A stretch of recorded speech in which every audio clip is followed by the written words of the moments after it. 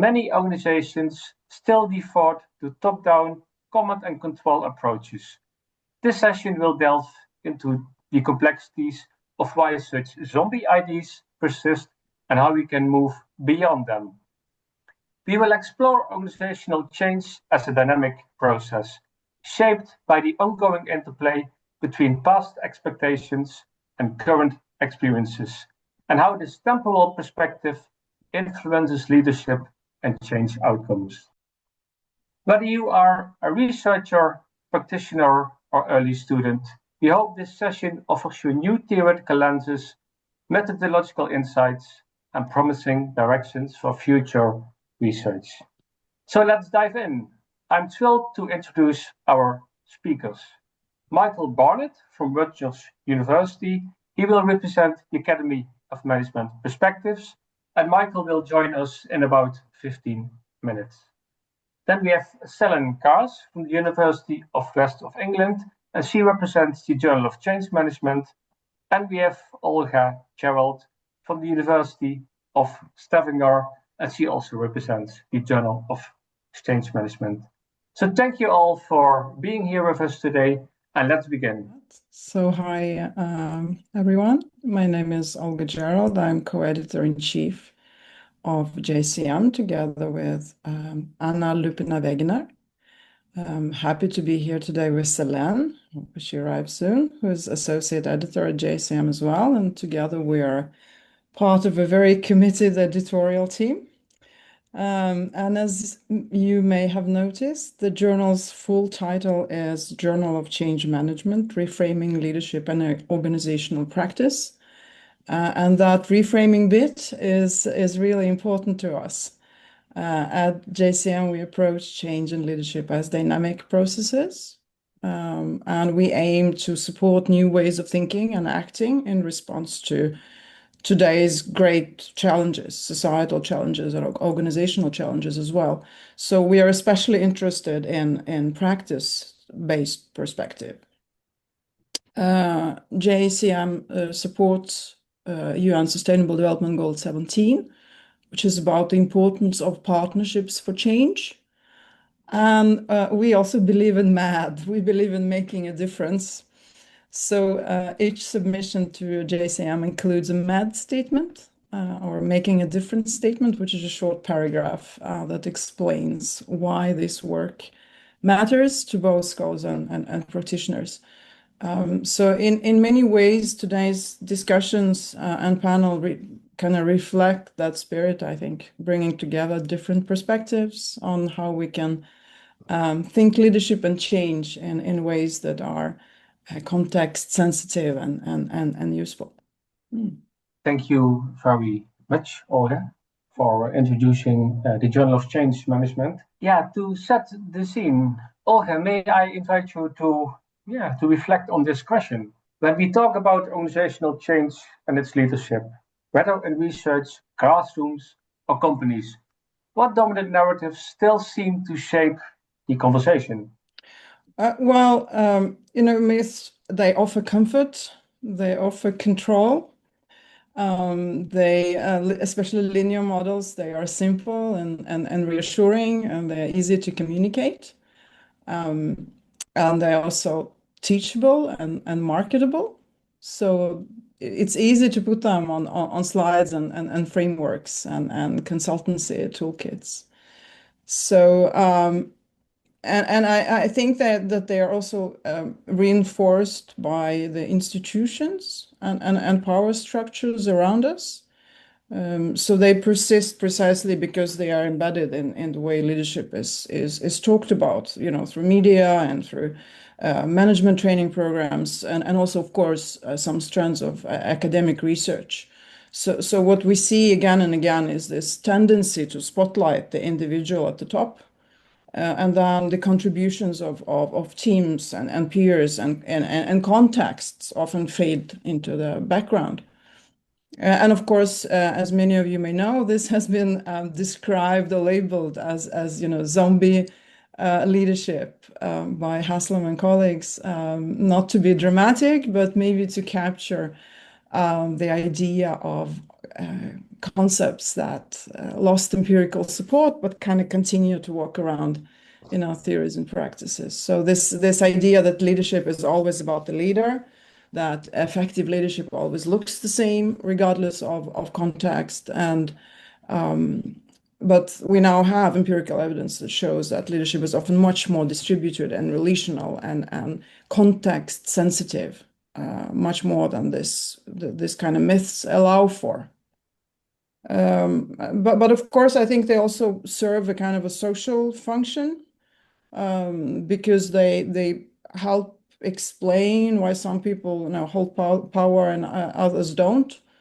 But of course, this notion of that we always need someone to lead us can make unequal structures feel more acceptable. So this is where I think we should pause and reflect on the limits of these assumptions, and also consider what we might be missing when we rely too heavily on them. And especially if we want to build theories and practices that reflect the kind of modern work life.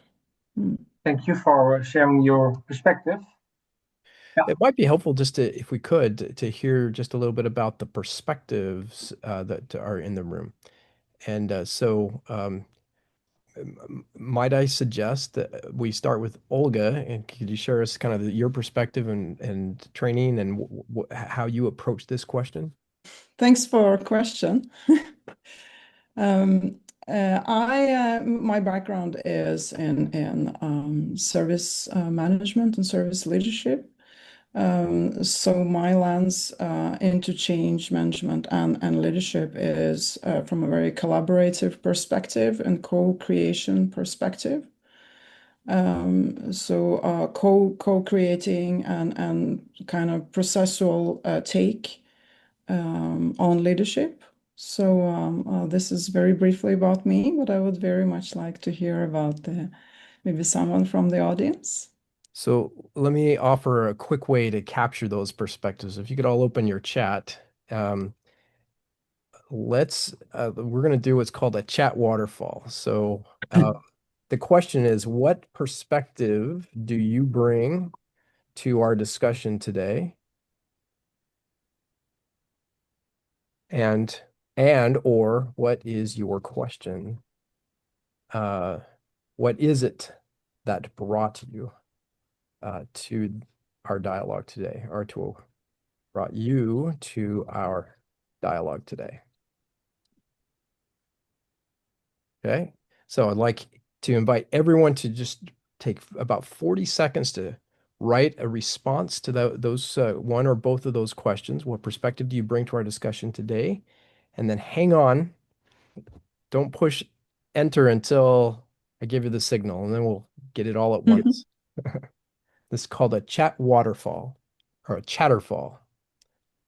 Okay. What perspective do you bring to our discussion today? What is it that brought you to our dialogue?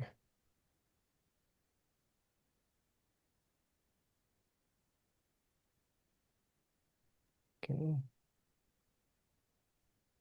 Think about another 20 seconds.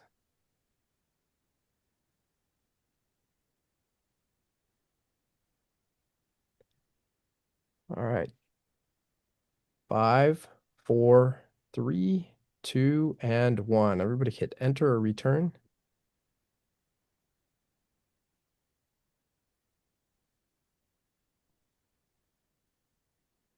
Okay. And Olga, since you're kind of our featured presenter at the moment, as you look at the responses, what do you see that's quite interesting? Give you a second to look at those, and anyone in particular that you'd like to explore just a little bit more?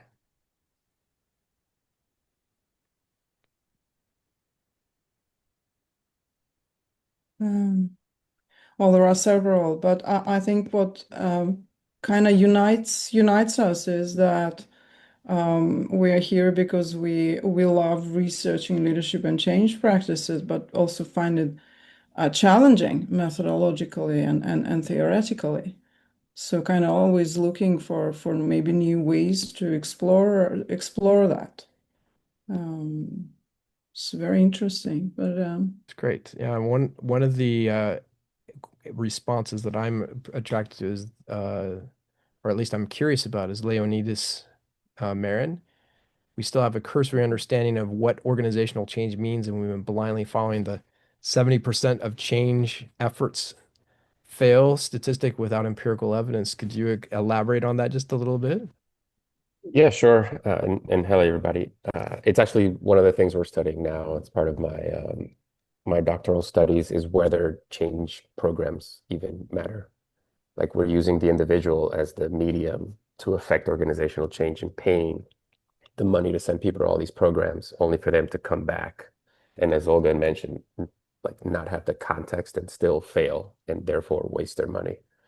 And then we reached out to Mark Hughes, who wrote I would say a scathing article about, like, he just was curious about figuring out where the 70% statistic came from, only for it to be traced back to a 1990 book that then was picked up by management consultants and just continue to reinforce this thing to essentially scare folks into thinking that change doesn't matter. Obviously, you want that kind of statistic to continue the industrial complex of org change. And so we're trying to anchor on that to figure out exactly what is the mechanism for people to learn about org change and be change leaders, and what are the organizational factors that enable or restrain that from happening. So far, we've found, like I said, just very cursory information that is more hearsay as opposed to actual tangible qualitative studies of the effectiveness of org change programs. Awesome. Very good. Thank you. Danny, could I ask for input from one or two others? Oh, definitely. Sure. Yeah. Dan Kowalski, I'm very interested in your comment. You're interested in the nature of change, especially in times of uncertainty. Involved as HR leader in a merger. Can you share just a little bit about that perspective and question? Yeah, I'm now semi-retired, but when I was HR manager in a medical center of about 2,000 people, we were merging with a hospital 40 miles away. So we became an organization of almost 4,000 employees. And I merged the HR departments before, a year before the merger of the medical centers. And the merger of the HR department and of the medical center were actually incredibly successful. And I was struck by a couple comments earlier: distributed leadership, co-creation, and the relational aspect of leaders working together on a large change effort. When I think about the merger of the two medical centers, we had a pretty active group of 7 people who were working on different portions of the medical center. And I think if any one of us had not been successful, I fear the effort would have failed. But it didn't, because it was a team that was working together based on a very well-defined strategic goal that we all could resonate with. And I'm also terribly concerned now about, especially in this country, about change efforts in time of anxiety, uncertainty, and complexity because of the situation that we're currently in. I see also some parallels to what Ignacio mentioned about this importance of relations. And I think it also those relations and the collective effort was evident from you then experience. And I'm curious, few years, like your experience was more like in the past. And I wonder, Ignacio, from which angle do you look into the relations and change? Hi, Anna. Hi, everyone. Thank you. In my case, I have a background as a civil engineer, and then I moved to organizational behavior. So first, I learned a lot about project management and how that is applied to change, more kind of from a technical perspective. And then in my training in organizational behavior, in my PhD at Case Western Reserve University, I learned that in order to technical designs and processes to work. Those needs to be designed based on the types of relationships that we want to build, because they act as enablers of change in general. And particularly, I have looked at how generative connections between people that are working on change are helpful to not only kind of enable and enact change more effectively, but also how that change process are also helpful to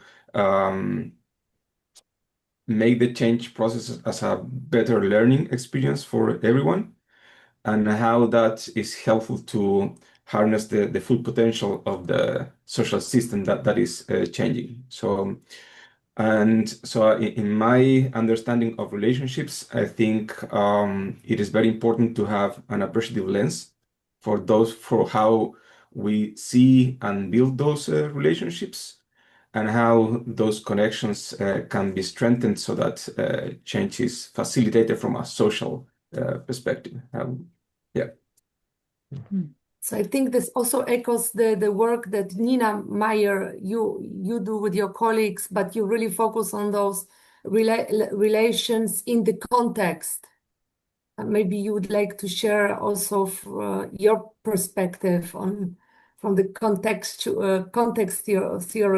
theory building and development. Thank you, and I'm happy to. I think that the relationships are, to me at least, some of the most interesting aspects of change.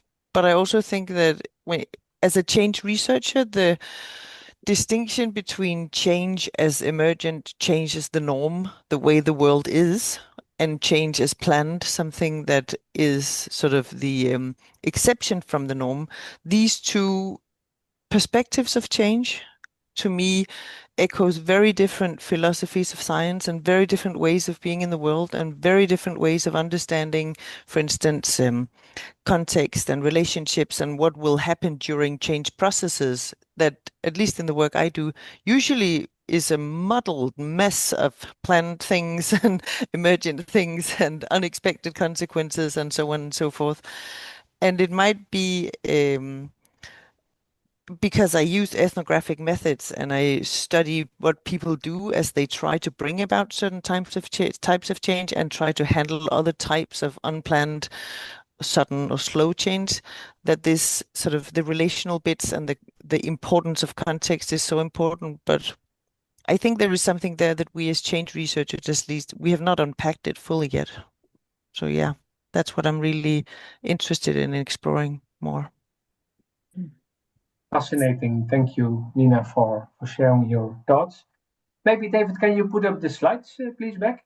Sure. Olga, can you start answering this question, and then David will join the conversation. Thanks.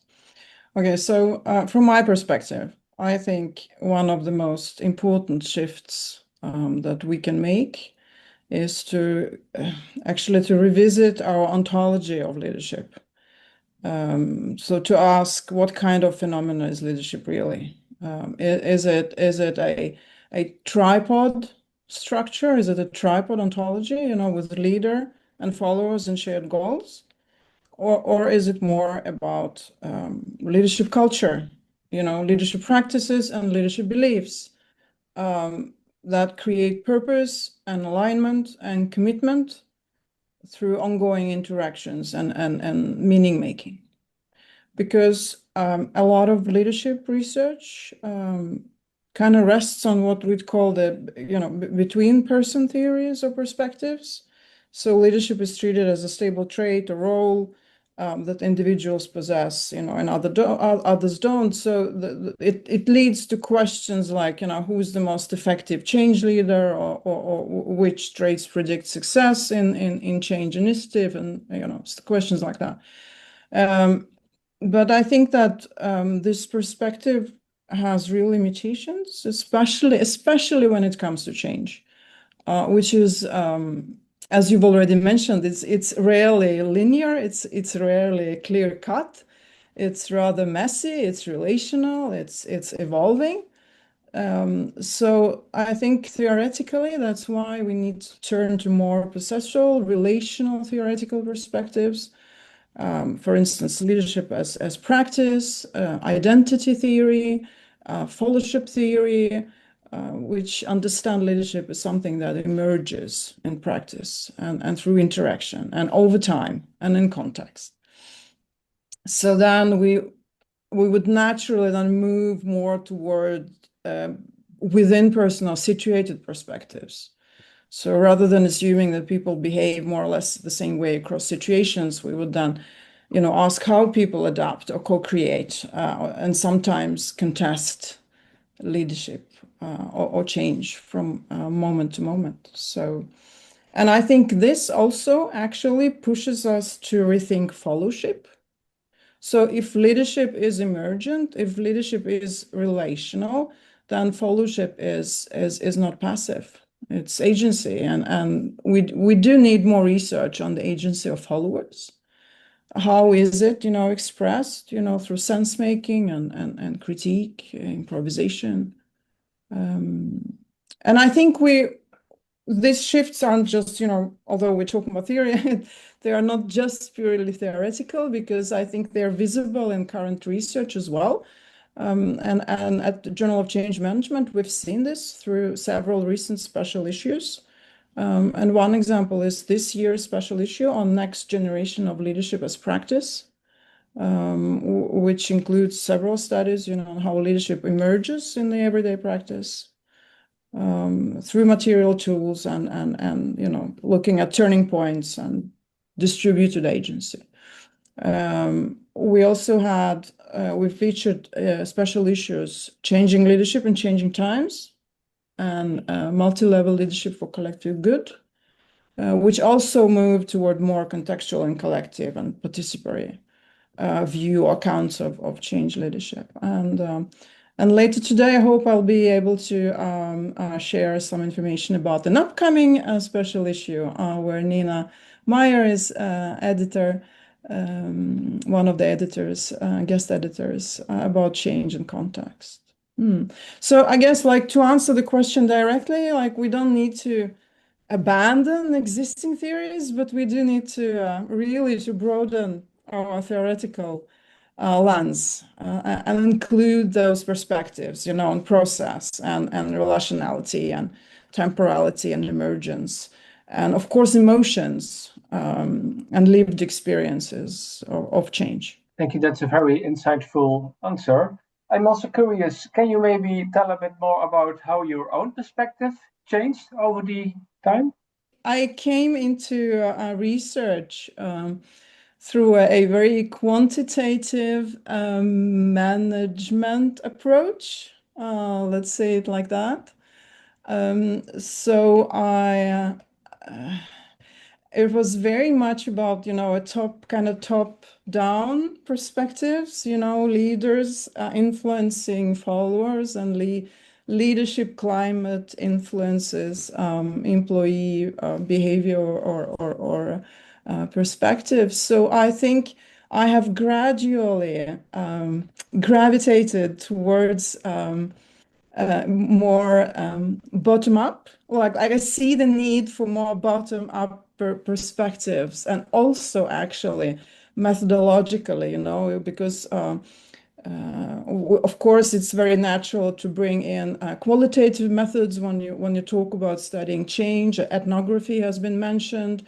Other ways of looking at in-depth into change in leadership. But I also see a real need in quantitative methodology for, finding ways of modeling the bottom-up effects and looking at how we can, model that individual contributions to collective good and collective outcome. Marin, I see you have a question.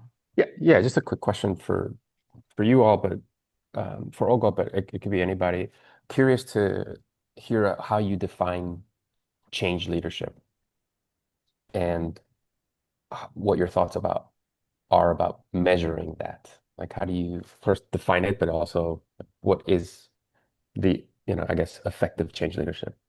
Change leadership. We were actually, when we were preparing for the webinar, Selena and I were talking, it was like, okay, did we just make this up, change leadership? Because traditionally the change management and leadership, I'm looking at it more like leadership in support of change.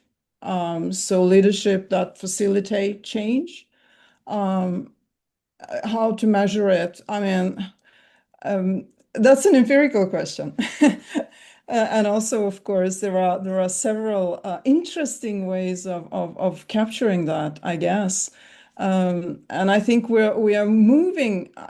That would move us, I think, into the methodological part of this funnel. Because I know that you have this interesting ways of capturing change that are emerging now, that like participatory video diaries, to capture lived experience, to capture emotion, and identity work all the time, and also, of course, digital ethnography. For instance, you can track change in hybrid spaces. You can pick up on informal dynamics, maybe some, micro resistance or humor or silence or grief even. So, and if we build on that, because I think qualitative methods are fantastic to give us a very intrinsic, powerful insight into that lived experience, informal dynamics. But we also can use quantitative methods that can help us kind of capture how those micro level dynamics scale up over time. And this is where multi-level and cross-level, methods come in, because they can help us understand not just what's happening on one level, say individual or team, but also pattern, like how patterns emerge across levels. And as I've mentioned, I mean, for several decades now, the multi-level research, quantitative research that employs multi-level perspective, it has leaned very heavily on the top-down approaches because they are easier to model. So leaders shaping team performance, leadership culture affecting employee behavior, and the bottom-up effects. So how individuals or small groups influence the collective outcome. It does receive much, much, much less attention because they are complex, they're messy, they're harder to model. The terminology can be confusing, the designs are more demanding, and even the method experts agree that we kind of lack the terminology. We lack methods for studying these dynamics, actually. So we also need to develop good tools and frameworks to facilitate that. Methodologically, I think there's very promising work happening in areas like dynamic longitudinal analysis, because there's a potential for instance, level nesting structure, four level, for instance, nesting structure with dynamic multi-level phenomena. So you have time nested within individuals and then nested within dyads and nested within groups. So I think this is a really promising direction when it comes to organizational context and change, because it has this temporal dynamics among individuals and dyads and groups, and also will help look at how change and emergence unfold over time. So not just what changes, but also maybe how and why. Can I add something, Olga? Sorry. I would like to go back to the part of your question, Leonidas, where you said effective. Because I think that's a very important aspect of your question. And it made me think about the concept which you probably know about phronesis, right? The ability or practice of making decisions, but making decisions that are good or right, or the right decision, the good decision. So the moral or ethical aspect of change and leadership. I think that's super important as well. What does effective mean? Who gets to decide what effective is, and effective for whom and how? I think these parts takes us into philosophy, and and I think that's fine. But And the because change is worldview, born mechanistic or worldview. exactly, and philosophy of science, but also old school philosophy, right? Where does our change theories come from? They come from philosophy, at least some of them. And I think it's important also when we talk about changes in the world, like what are the outcomes that we want, right? And what is happening that we don't want. If we talk about collective perspective sense making, that's a theory that can help us understand how people work towards the futures they want to work towards, but also avoid the futures that they don't want to work towards, right? And that builds on relationships, and it has to have some element of hope, right? If you don't have any hope, it's very difficult to work towards some sort of collective change, I think. I don't have the answer to this, obviously, but I just thought that I would touch back on this part of the question. Thank you. Thank you for picking that up. Yeah, thank you so much. And a very warm welcome to Michael Barnett. Sure, yeah. So Academy of Management Perspectives is one of the Academy of Management journals. And I don't know how familiar, if you've been in the field for a while, you might know it from its earliest days as Academy of Management Executive. And then it switched over to Academy of Management Perspectives. And it's had kind of a volatile format over the last at least 12, 15 years. And we're trying to reformat it and return it to the Academy of Management Executive days effectively. But we want work that is rigorously done, that matters to managers, and that can change policy and practice in ways that are proven and validated, not simply implied or inferred in the papers that are in the issues. So I'm very excited about this format. I know people have been clamoring for decades to have our work matter, to go beyond just simply theorizing and advancing theory and filling gaps in theory, to making sure that we've got this great opportunity to use our tremendous talents, energy, our focus in ways that managers practicing day to day cannot. So I think if we can direct that talent, that energy, that skill set toward making sure that we really do rigorously resolve these problems and matter to managers, then I think we can very much change the world rather than just further our careers by talking to each other through these kind of coded theories. So not to demean any of that work. I mean, basic research is also very important, but I think hopefully what you see is what I've seen with, I started off my career a few decades back in the social issues and organization environment kind of space when that was not a smart thing to do necessarily. And now it's mainstream. Everybody does it, and it's all the cool kids are doing that. So I think this is going to be the same kind of way where in another 10, 15 years, you're going to see this. Of course, it makes sense. This is what we should have been doing all along, but it's very hard to combine rigor and relevance. And so, I'm not going to make it sound like a walk in the park. And it's been over the nearly a year now that we've been taking over editorship of the journal. It's been hard to convey to people how to do this, but very glad to do that. Very glad to help folks to develop their work in this space. And there's lots of guidance on our website in the form of editorials and videos and other things that will help you to do it. And one final point that I can make real quick is that AMP is not here to steal your work from AMR or AMJ or wherever else, ASQ, that you might want to put it. Still do that. But when you get to the end of those types of papers, where you hand wave to managerial implications and you say, this is what that probably means for managers, actually test that. And that's what we want at AMP, right? And we don't want you to imply it. We don't want it to be kind of an extension of your thought. We want that to be the direct focus of papers that will be in AMP, and actually then managers, or at least in an educational setting, managers as they're training or as consultants as they're advising them and so forth, will be the ones who read these papers and then put them into practice. Michael, may I invite you to reflect on this question? So looking ahead, how can scholarly research and university-based leadership development evolve to better capture and support the lived complexities of organizational change and change leadership?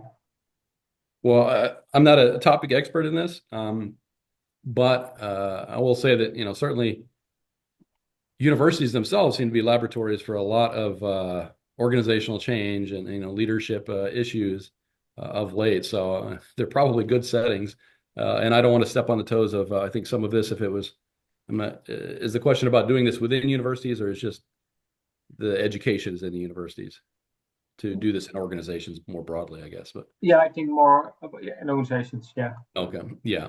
So I was just last week, or I lost track of time. Last week or week before, I was in California giving a talk at Pepperdine's Executive DBA Program Annual Symposium, where they have a very large and great DBA program, where I was convincing them that they should work with PhDs with the faculty and complete work that is grounded in reality but has the rigor to matter. Because the one thing I want to be clear about with AMP is that we're not kind of an easy path in. We still have the same standards of rigor, because relevance isn't possible unless the underlying work itself is rigorous.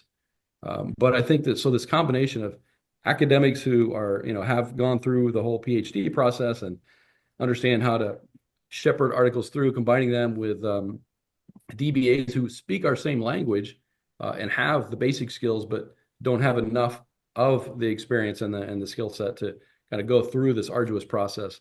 I think they can be a nice combination of things. So I'd say just refocusing on getting over the paranoia that we have from all the way back to the 1950s and 60s, where we were attacked as not a real science. And so then we became overblown with trying to be too sciencey. And now we're still trying to push off the after effects of that, because we are actually an applied field where we can draw from all the disciplines and then make it matter. I think, as long as we start to, really get out of our own way and rethink things in terms of actually solving problems rather than, riddling theories, I think, we can go a lot further. Use all of that 20,000 people in the Academy of Management spending 365 hours a day for 4 million days a week or whatever, trying to do this kind of thing. If we put that energy toward resolving real problems, that maybe even, I've written a bit about coordinating and developing roadmaps and things that that make sure that we're not stepping on each other's toes, but actually moving forward in a cumulative way. It'd be amazing what I think we could accomplish. I don't know if I answered your question at all, but I was just rambling a bit. I think you did very well answer the question. Olga, maybe a few minutes and then we will move into Yeah. Just a quick comment to follow up on to echo what Michael was saying. Like, how can we do it? Well, we can get closer to the messy realities of practice, and also I think shift maybe the development focus from like delivery to more facilitating dialogue and navigating ambiguity and also holding kind of space for tensions. Build capacity for collaborative experimentations, for making mistakes, and I think, and I also, to go back to a question that Leonidas posed, about the design and the interventions in leadership development programs. I think there are some recent examples of studies that are actually, do just that. They get close to the realities of where a change is happening. So like there are field experiments that do not focus on individual competencies, but instead design team-based leadership interventions that aim to build like shared leadership capacity across organizational boundaries, right? So then the training addresses relational dynamics that are involved in leading change. So I think if we want, leadership education research to reflect the lived complexity, then we actually need to study change leadership as distributed and relational and, negotiated. So that was just very quickly from. Thank you so much. David, next slide, please. Yeah, so David will divide you into breakout rooms. This is the question to guide your discussion. What insights from the panel resonated with you most, and how might they influence the way you study, lead, or support change processes going forward? Each subgroup has access to a Google Doc format, so you can make reflections, and then we will have a plenary discussion. And this has the group discussion question and then a space for each group just to take a few notes. And so we'll share that with everybody so you can just see it really quickly. And so yeah, so what we'll ask you to do, we'll take the next 9 or 10 minutes. You'll be randomly assigned to groups and just have a discussion and sort of see where it goes around this question, and take a few notes as you go. And I think we might, we'll see you in approximately 9 minutes.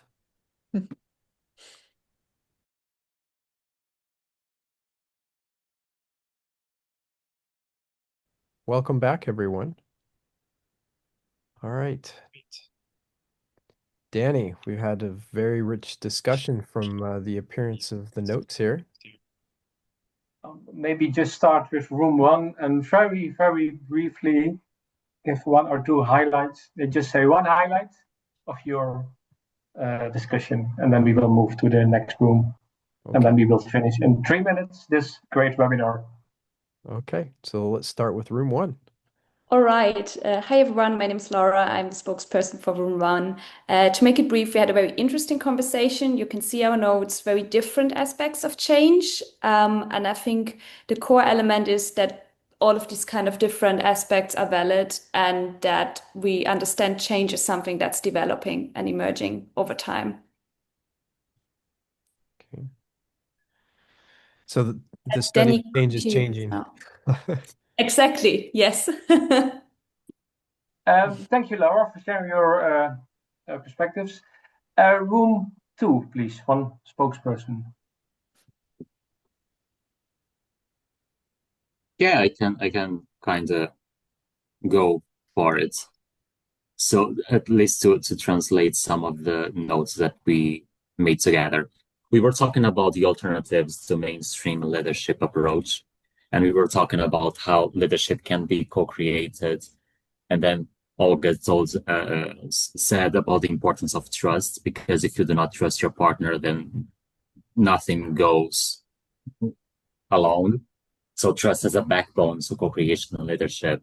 And instead of focusing on what job descriptions explicitly tell us what we do, instead of focusing on the different aspects or the different challenges and issues that every different employee can solve or help to solve.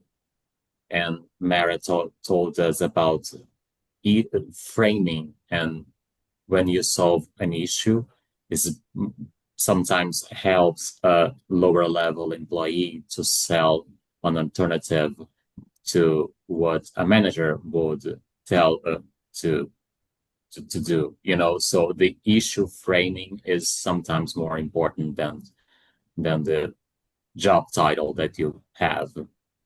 Right. And this is what we've been discussing, the alternatives to the mainstream. Fascinating. Thank you so much, Augusto. Someone from room number 3. I'm happy to do it. Thank you. As you can see, we also had a very rich discussion. So I'll just highlight the methods part of our discussion, that we were interested in exploring much more about how to use either a combination or just quantitative methods to study sort of the micro interactions, the micro changes, and track these over time. We really picked up on Olga's comment here. So I think that's it for us. Thank you so much. Group number 4, I think, Irene, or can you maybe share? Yeah, sure. Well, as you see in the notes, we actually didn't get past the introduction note. So that already gave a lot of room for conversation. Just to answer the question from my side, I really felt strengthened. I think it was Olga who said, mostly in my role as an educator or a teacher, that really we have to prepare students to be able to take upon leadership or shared leadership in the processes, change processes in their professional lives. And we started to explore the relations with innovation and policy. But somewhere in the middle of our conversation, we were brought back to the plenary. So I don't have strong conclusions for you to share. Thank you. Thank you for sharing. Yeah, I'm looking to the clock, so it's already time. David, maybe can you very briefly share the slides also for the special issue of GCM? And also we have a few slides of AMP just to show you, and then we can... I promise to be very, very brief. Thank you, Olga. So just wanted to mention this opportunity, a special issue coming up at the Journal of Change Management that might interest those of you working on context and change. The submission deadline is December 2025, so you have time to submit your paper. And you can find all the details on the Journal of Change Management website. And before we wrap up, I just wanted to share a very few quick ways you can stay connected with us at JCM. So if you please show the next slide. And there you have the QR code. Do join us on LinkedIn. That's the QR code. So this is where we share updates and call for papers and, highlights from recent issues. And we're always looking for engaged researchers to join our reviewer community. It's a great way to stay involved with new research and help shape future research. And of course, submit papers. So thank you, and we look forward to staying in touch. I mean, I know we're over time, so I won't say much, but you can see on our website all of these things, aom.org/AMP. And we now accept both empirical and conceptual work. We've been a conceptual only journal for a while, but empirical work is very welcome as well, and probably the easier way, the more direct way to validate a lot of your argumentation. And we have a few unique formats as well, constructive confrontation and practitioner perspectives that I'll leave you to read our guidance online to understand a bit more. But do check out our website. We have various PDWs physically around the world, also online. We have ones that are aimed more to our Eastern audience and one more to a Western audience as far as time zones for both idea development and just general discussions. And take the opportunity to review for us. Get yourself into the reviewer pool, which on the next slide you can see that there's a way that you can enter your information and be part of the ad hoc reviewer pool. But when you say change management, I think you're just basically saying management because it seems implicit in it, right? So we certainly welcome any work that takes a rigorous analysis of problems that matter to managers and then can have actionable steps for implementing them in ways that will change practice and policy. Thank you so much, Michael. And thank you very much, Olga and Michael, for being the speakers today, and everyone for joining us for today's webinar. We encourage you to continue this dialogue, to explore the future journals, and consider how your own research and practice can help move our field forward. On behalf of the Odyssey division, thank you again very much, and we look forward to seeing you at a future event. Take care and goodbye. Yeah, bye.